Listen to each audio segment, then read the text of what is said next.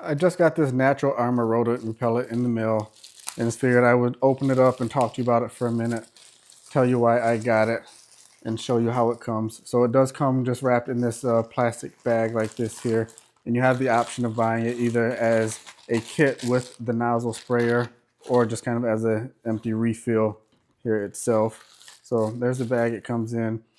It does have a really strong like minty type smell. And then just give you a quick look around it. So it's 128 ounces, about a gallon, and it says it will cover about 4,000 square feet.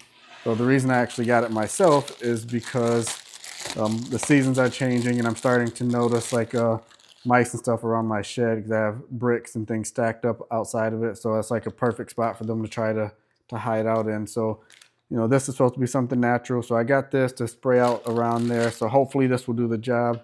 After I get it applied and everything, I'll do another review and let you know if it worked. But just wanted to show you how it came for now.